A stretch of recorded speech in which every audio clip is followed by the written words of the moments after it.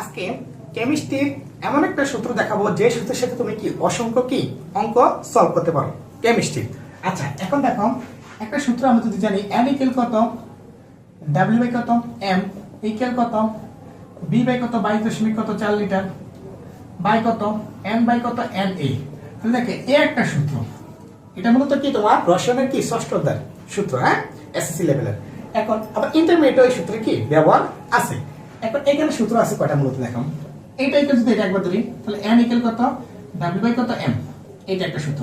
এটা যদি আমরা কি এটা ইকুয়াল একবার ধরি তাহলে দুই নম্বর একটা সূত্র পাইতেছি কি n ইকুয়াল কত b বাই কত 22 কত 4 লিটার। এটা যদি আমরা এটা ধরি একবার তাহলে তিনটা সূত্র পাইতেছে n ইকুয়াল কত n বাই কত n a।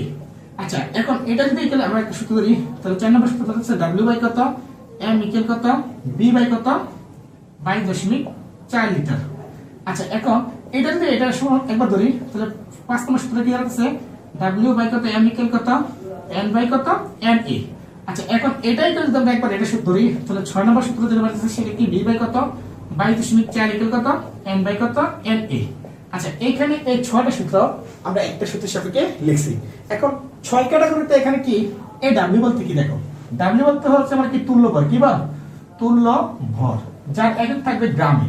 আচ্ছা, m বলতে কি এখানে যোগের কি আণবিক ভর, কিসের যোগ বা মোলের, হ্যাঁ যোগের আণবিক ভর, আণবিক ভর। আচ্ছা, এখন n বলতে কি n বলতে আমার মূল সংখ্যা, কি সংখ্যা মূল সংখ্যা।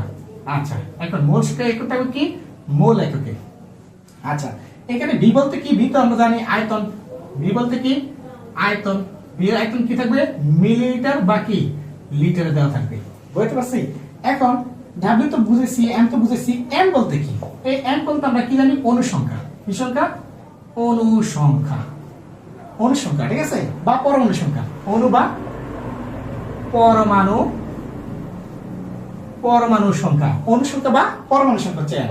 আর n হচ্ছে কি অ্যাভোগাড্রো সংখ্যা, কি সংখ্যা অ্যাভোগাড্রো সংখ্যা, অ্যাভোগাড্রো সংখ্যা, যার মান হচ্ছে কত জানো নি, যার মান হচ্ছে 6.023 ইনটু কত 10^23 এতটি পরমাণু বা অণু। এটা হচ্ছে কি অ্যাভোগাড্রো সংখ্যা। এই হচ্ছে আমার সূত্রটা, আসলে অনেক সোজা, হ্যাঁ।